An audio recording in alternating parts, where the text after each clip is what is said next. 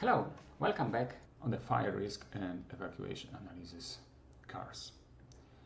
Our previous lectures was related to the method of the calculation of risk related to fire and its consequences. We finish our last lectures with risk value.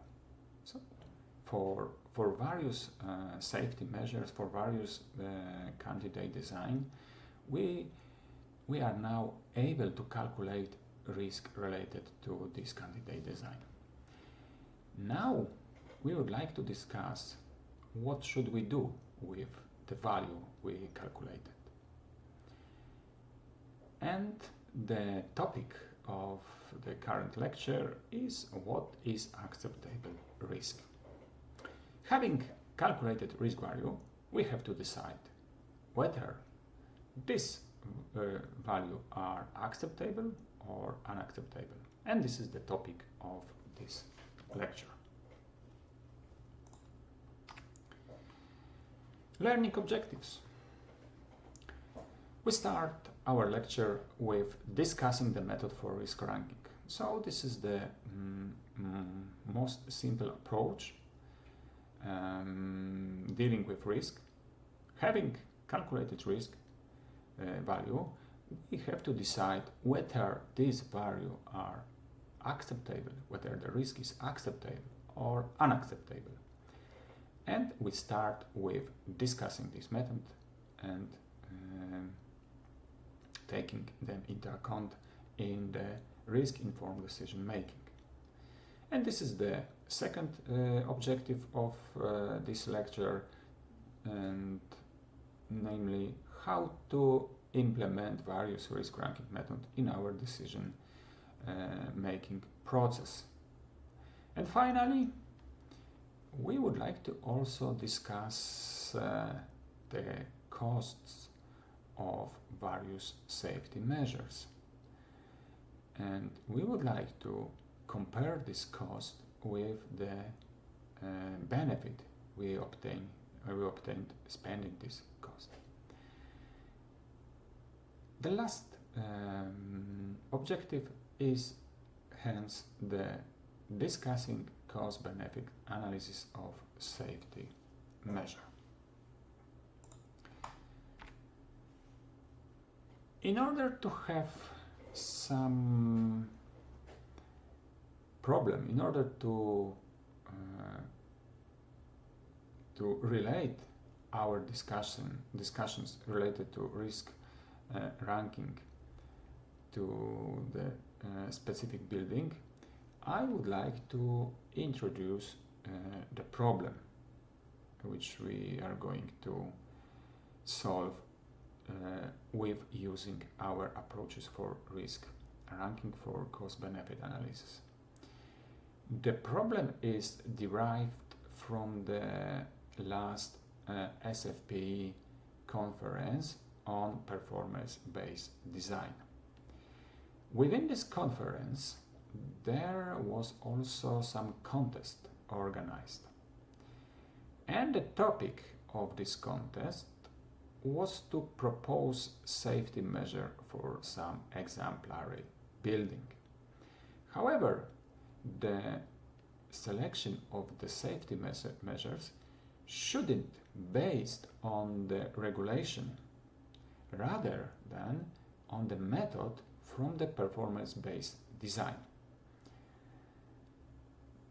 We should propose some safety measures which are, let's say, required from the safety point of view, but that these safety measures are also justified from the economical point of view.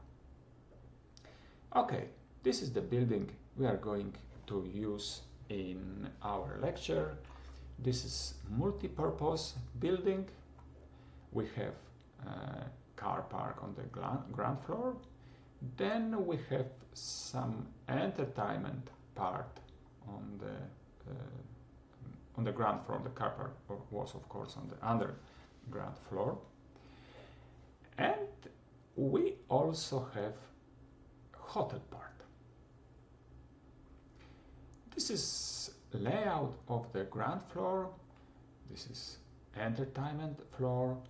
We have various compartments where we can arrange into restaurant, concert hall and others.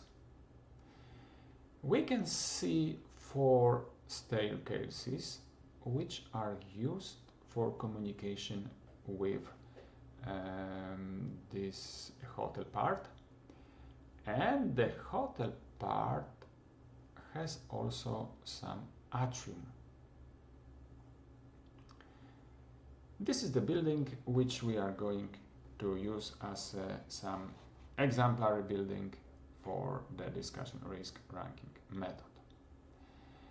And for the solving the problem of what safety measures are most efficient from the safety point of view and also justified from the economical point of view, we would like to apply method from the fire risk assessment. And let's us simplify a little bit the problem of the selection of safety measures for the building. So let us consider only 4 candidates designed for this building. So we have candidate design number 1, which doesn't have any safety measure. This is building without safety measures. We have 4 staircases alone. And the candidate design number 2 consists of self-closers indoor. So each door in this building is equipped with self-closers. Candidate design number 3 is the smoke heat and venting system. This is the natural venting system. We have vents placed in the roof of this building, and also we have aeration area on the ground floor. Candidate design number 3, chefs. And the last candidate design which we are going to analyze is candidate design number 4, which consists of a sprinkler system. Okay, for each of these candidate design we calculate risk in AMX software and then try to deal with obtained risk value. So we prepare the model in AMX software for each of these candidate design and then calculate risk behind these candidate designs. And the results are as follows. Here we have table with these results, and the table is divided into 3 columns. R1 is risk of minor injury, R2 is risk with serious injury, and R3 is risk of death. I have also attached the error related to the calculation of these risks. The error derived from the number of the simulations which were performed in order to calculate this risk. As we discussed in our previous lecture, AMX is also able to calculate societal risk. Here we have the event car for this risk. This is the value of this risk, which should be multiplied by individual risk. So this value should be multiplied by individual risk. And the event curve for fatalities is as follow. Candidate design number 4 has the lowest risk profile. This is candidate design related to the sprinkler system. The second best approach or candidate design is candidate design number 2, doors with self-closers. And the candidate designed without any safety measures are very common with chefs. So regarding to the risk, societal risk, we gain not much improvement by application of chefs. Here we have also event curves for serious injured and light injured. And now, what can we do with these risk values? Let us concentrate first only of this value of risk of, this is the individual risk of death as a cause of fire in this building. The first method used for the risk categorization was proposed by Rasmussen. The method was related to the reactor safety analysis. So the team of Rasmussen calculated risk related to the damage of the reactor. And then the problem arose, what can we do with these risk values? Rasmussen proposed to relate this risk, so this is the nuclear accident, and he proposed to relate this risk to the other early fatalities causes. So he compared with motor vehicle accident, falls, also fires, drowning, poison, firearms, and other. And in his analysis, he presented that risk related to the nuclear accident is the lowest in this table, and this value is also very low comparing to the second low value. And this is the method of risk ranking. Can we use this method in our problem? If yes, which value from this table we should use as a reference value? Nuclear accident is too low comparing our value. Maybe this fires and hot substances, or maybe we should relate to the railway transport or air travel and something other. The problem is that various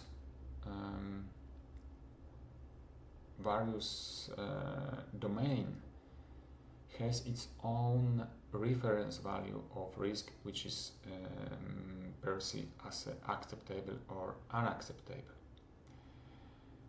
Therefore, we cannot use any value from this.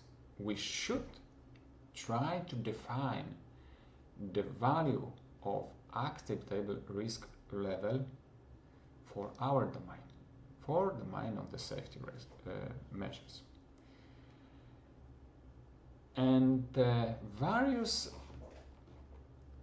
approaches, some of them are published in a form of standards, was proposed the reference or absolute risk values, which should be used to categorize our risk, categorize the actual risk we calculated. And one of the standard is PD 79747 from the 2003 year. And this standard proposes the following absolute risk values.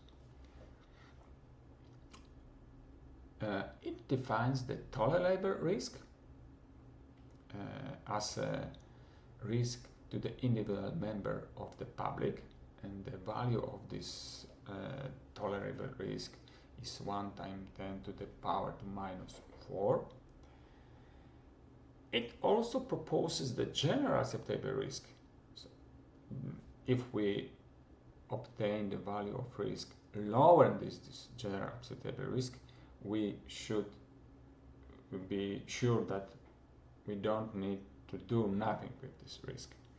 And this value of risk was defined at the level of 10 to the power to minus 6.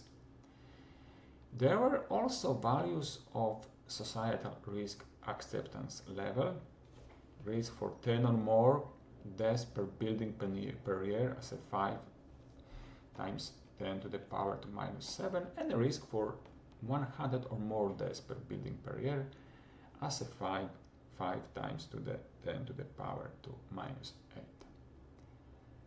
And the idea of risk ranking is use this value as a reference absolute risk value and compare our value with these defined values. Here we have the table of the comparison for our candidate designs. This arrow indicates whether our risk is higher than the acceptable level, tolerable level, or for societal risk. For candidate design, the acceptable risk level is not satisfied. Individual risk for candidate design number 2 is higher, also for candidate design number 2, 3, and 4. So none of our candidate designs satisfy the acceptable risk level defined by PD standard. According to tolerable risk level, which is defined as 10 to the power to minus 4, all of these candidate designs satisfy the risk value. So all of them has the lower value of risk than the tolerable. So regarding the individual risk, we are in some range between, so we are lower than the tolerable level and higher than the acceptable level. Regarding the tolerable level for societal risk up to 10%, none of our candidate design satisfy this value.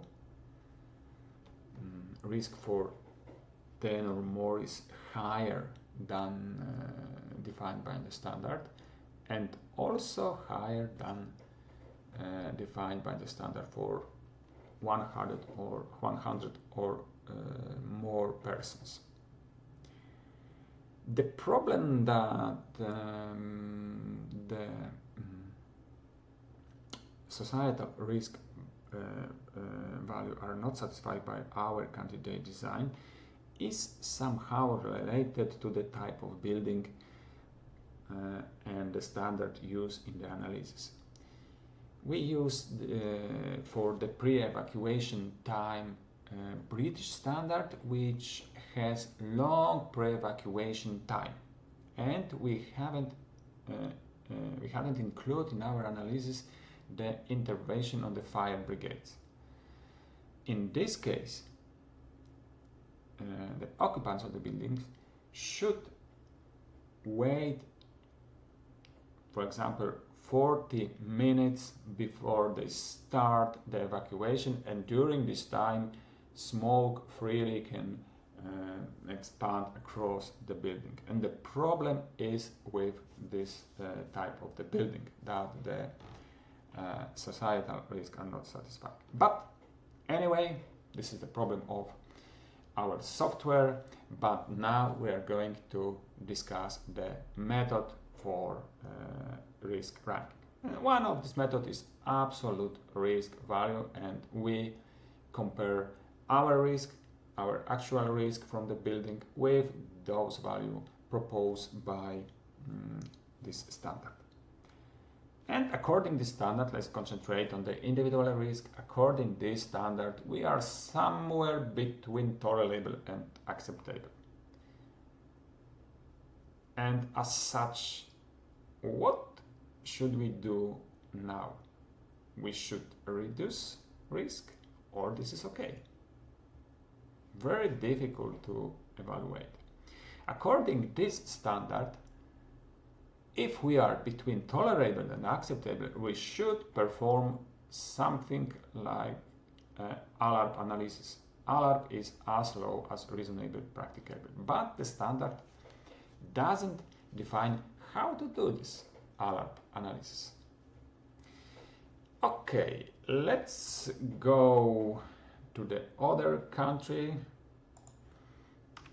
to the United States, and what method, or maybe this is not the United States, this is the international standard, let's say, defined in the SFP Handbook for Fire Safety Engineering.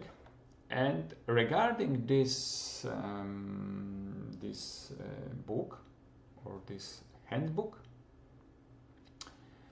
we can rank risk with using some risk ranking matrix. And this is the risk ranking matrix defined by the SFP handbook.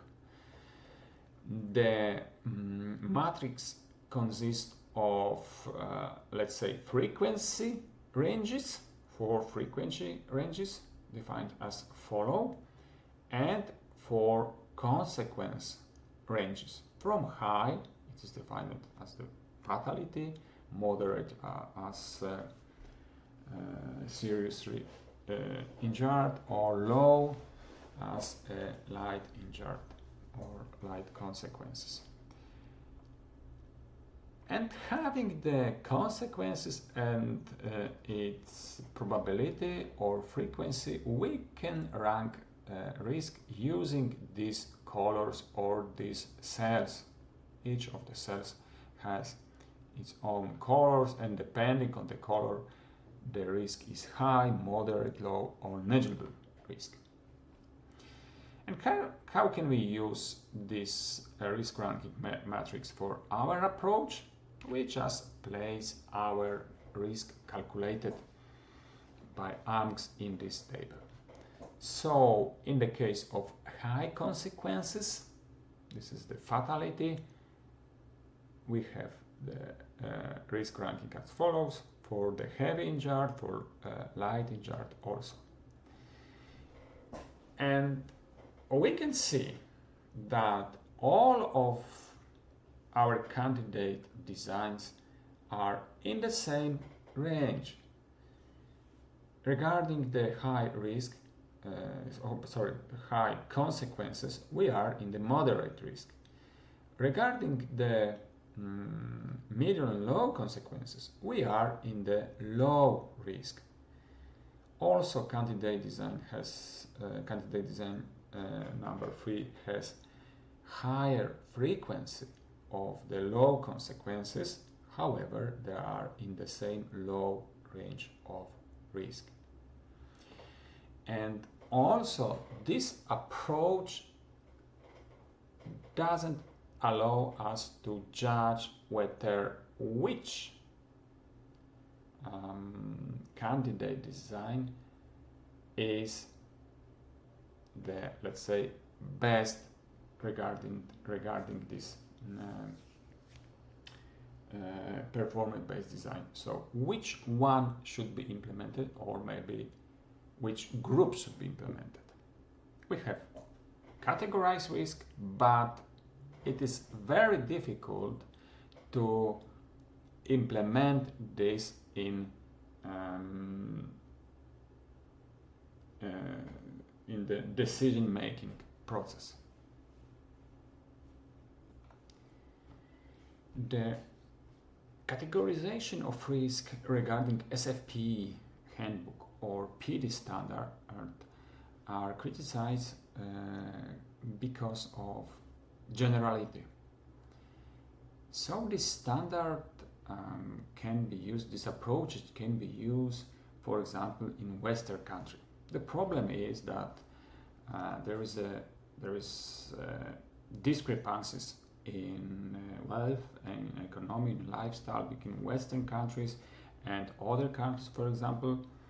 And maybe these methods are good for more wealthy country, that can spend more on the safety, but in other countries maybe these values are too low.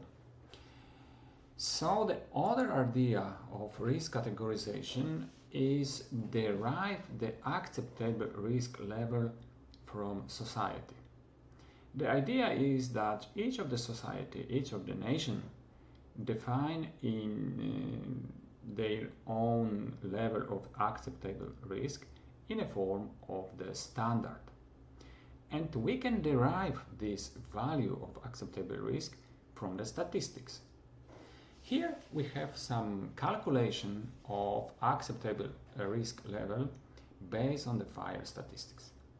The idea is as follows. We need the number of, let's say, residential, because we would like to calculate risk of death in residential building, for example.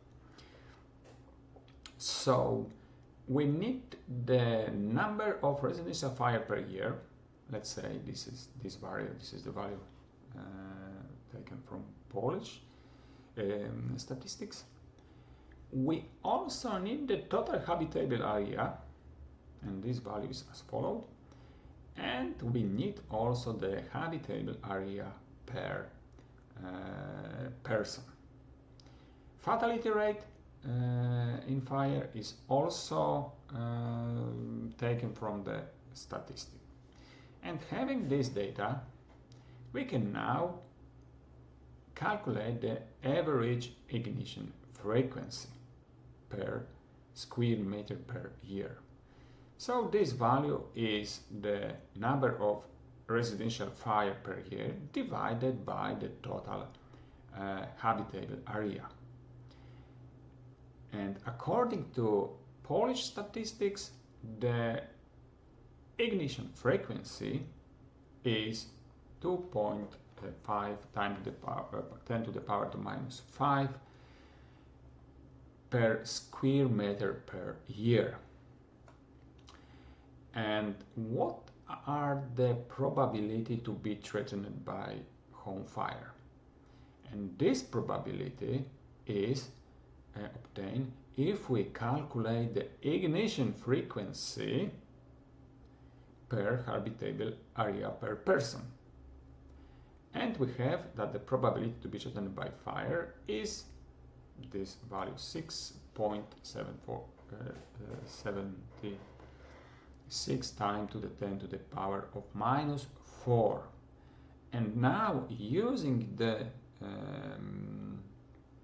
fatality rate in fire, we can calculate the probability to die in home fire, which is calculated as this fatality rate times the probability to be threatened by home fire. And finally, probability to die in home fire is risk of death due to the fire. And in the case of Poland, we have 1.3 times to the 10 to the power to minus 5. And then this can be our reference value of acceptable risk. Whether this is lower than this value we calculated from for our exemplary building, or the higher. Of course, we should calculate risk for a given type of building. not the residential building, but other building. In this case, we may have the problem, as I mentioned in the previous lecture, that we cannot find, for example, the fatality rate in the given category of the building. For example, for the educational building, we have no fatalities, and therefore the fatality rate in fire will be 0 as such. And as such, the probability to die in, let's say, entertainment building or educational building, would be calculated as 0. So this is the other method of risk ranking. The problem of this method, which we propose, this reference value, whether this is the value of absolute or taken from the statistic, that these approaches don't take into account the cost of risk reduction. Regarding, let's say, the discussed previous standard or approaches, if we above tolerable risk value, we should reduce risk regardless of the costs.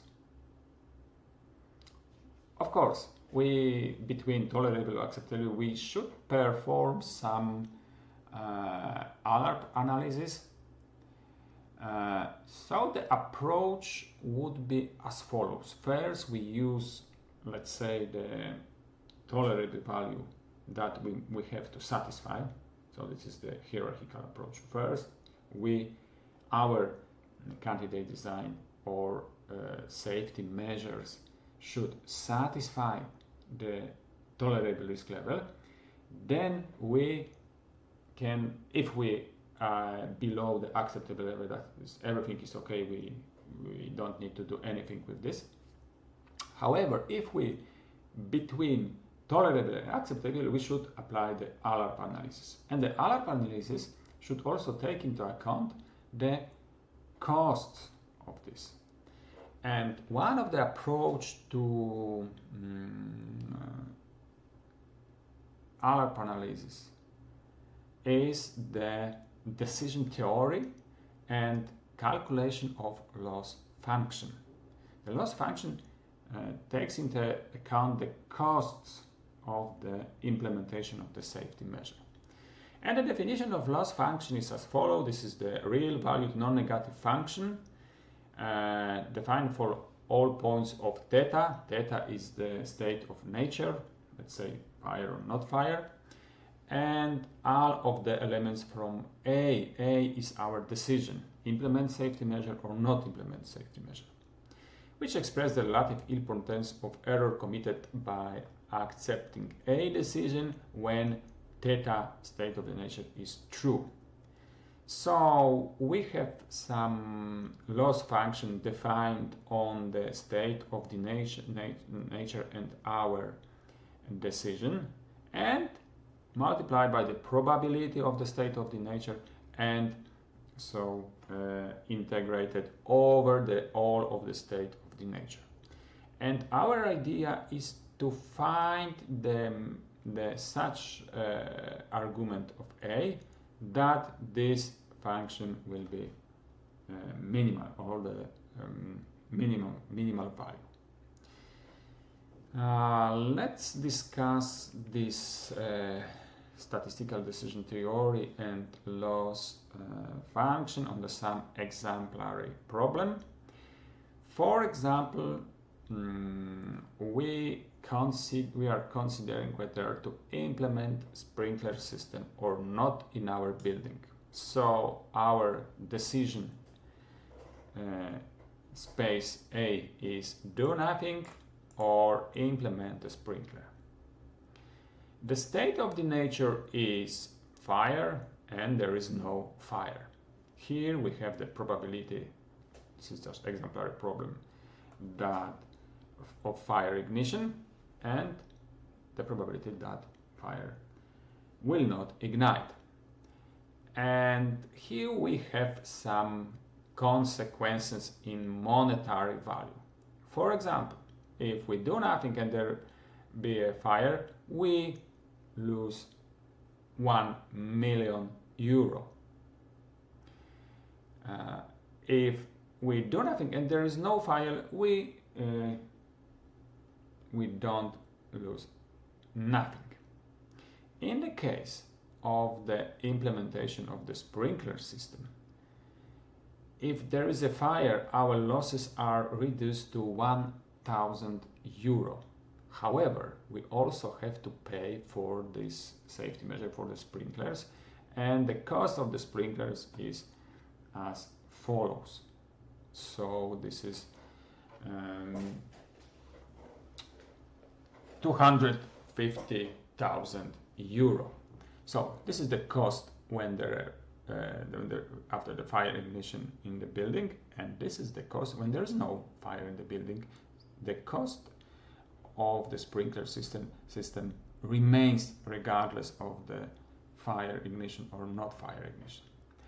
And hence we multiply for decision do nothing, so we multiply 100 times this probability plus in the case of there is no fire, so the consequences of the loss function 0 times the there is no probability, there is no fire probability. So the value of loss function for do nothing is 1,000 euro, and our loss function for sprinklers is as follows. So this value times the probability on the fire plus this value times the probability that there is no fire. And here we have approximately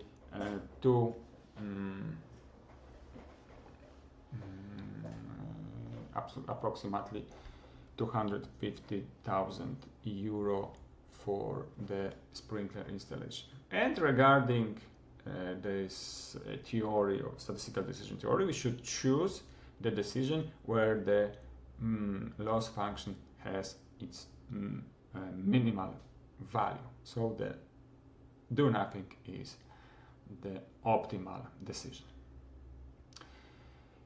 Here we have only the consequences of the loss in property related in the monetary value, but as we discussed in our previous lectures, the problem is that we should take into account the life. We should protect life. And in order to apply the statistical decision theory and this loss function approach, we have to assume some monetary value of life. And there are many institutions, for example, transport, healthcare, and insurance company, which propose various values for life.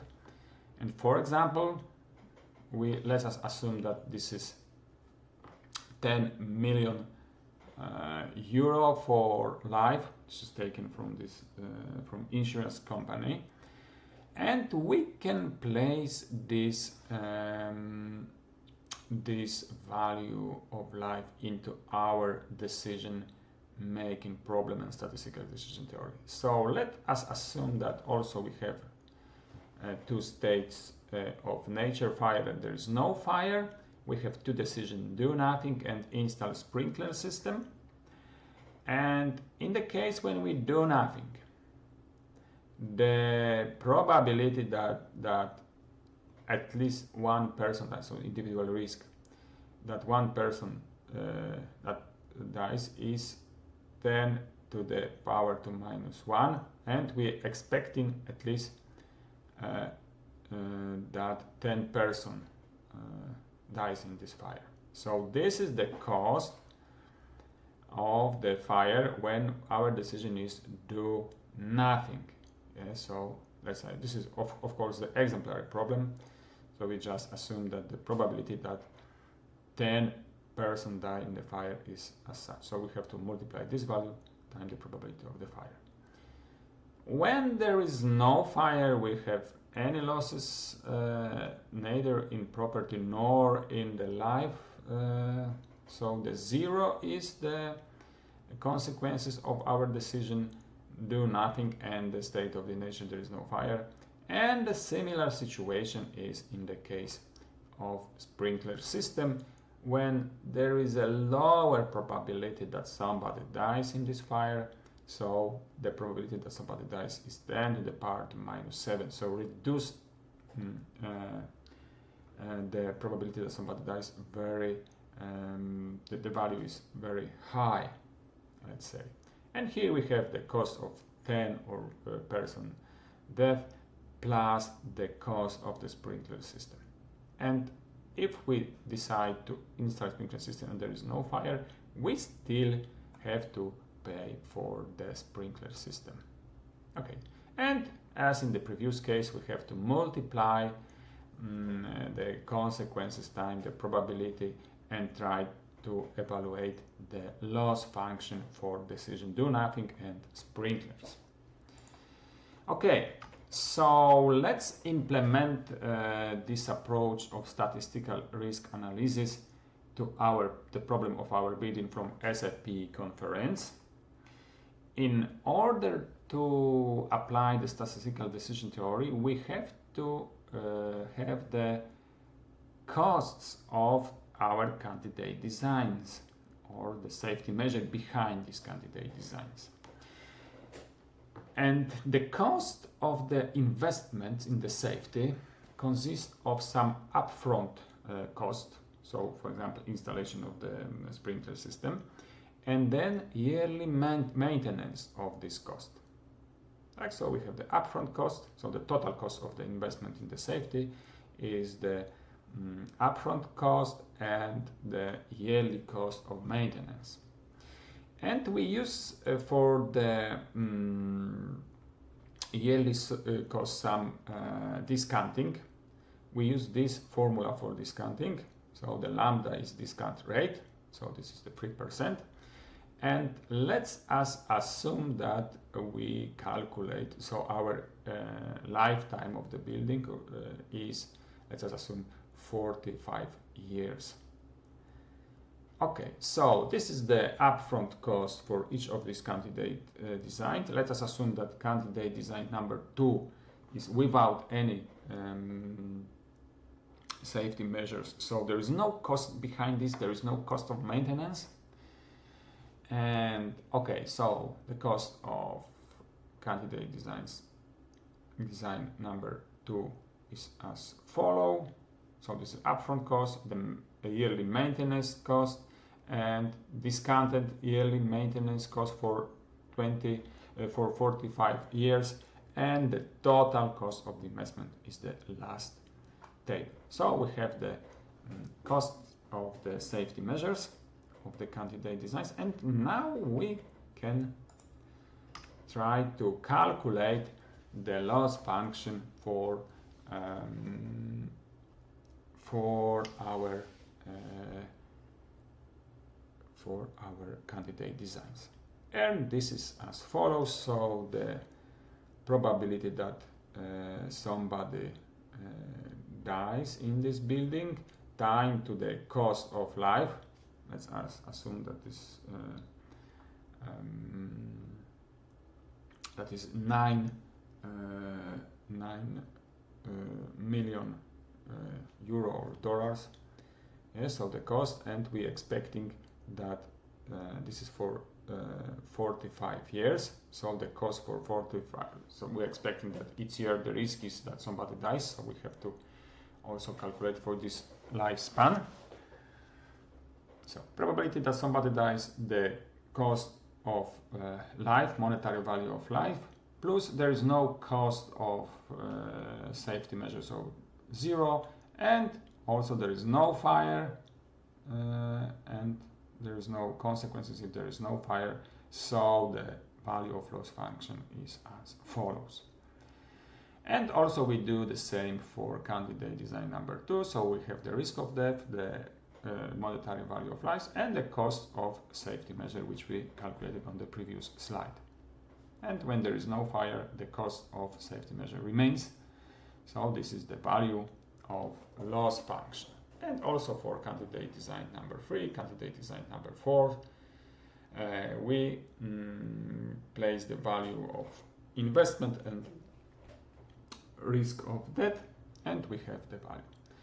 And regarding this statistical decision theory and loss function, we should choose candidate design number 1, so do nothing, because the loss function has its the lowest value.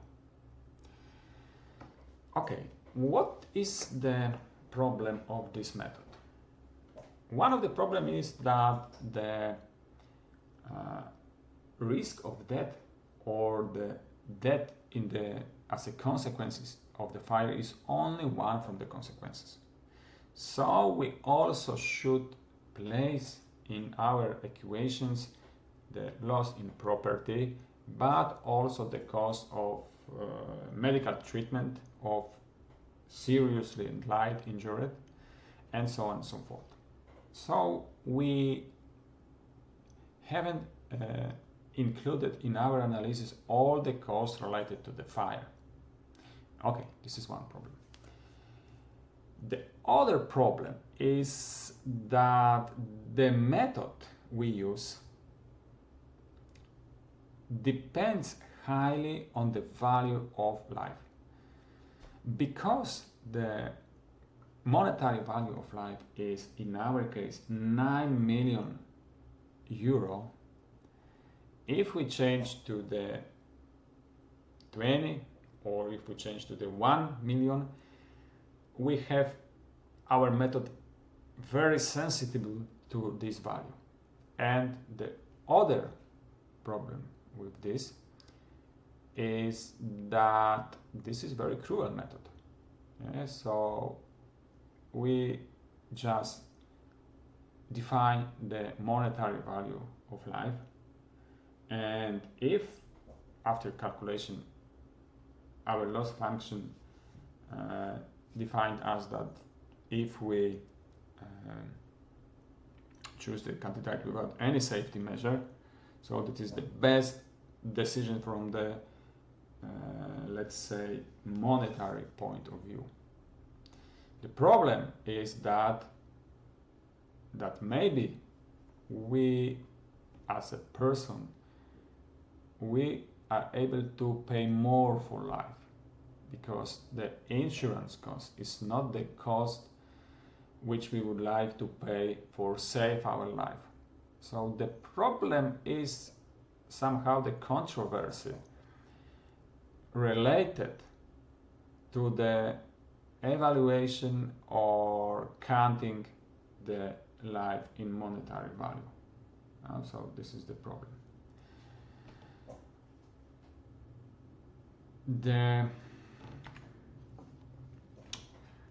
This problem, that the value of life calculated by, for example, insurance company has nothing in common how much we as a society would like to pay for saving our life. So this was discussed by Tanks and others in this article. Tanks try to evaluate how much we as a society would like to spend on the life-saving interventions, and how this is cost effective, this intervention. So instead of basing how much we pay for the project of saving, let's say, lives, they try to evaluate how it was cost effective. So how much cost to save just one life individual from society. And they use the data from American project aimed at life-saving intervention, and he obtained such a chart. So our values, or the American society in 1995 or up to this year, are willing to pay for saving one life from, let's say, $0 or $100 up to 10 to the power to $11. So even we are, as a society, we are willing to pay gazillions of dollars to save life of people. Yeah? So this is the problem. So evaluation, so taking into account only one value of life from the insurance company, it's not a good approach. How much we are willing to pay to save this life. And we can use this approach of cost effectiveness of life-saving intervention proposed by TENT. Oh, here is my figure based on this chart from Thanks et al. Here we have cost lives years saved. This is the cost divided by life saved per year in dollar. And if we would like to use this method to validate candidate designs from our approach, we have to calculate cost effectiveness of our candidate designs.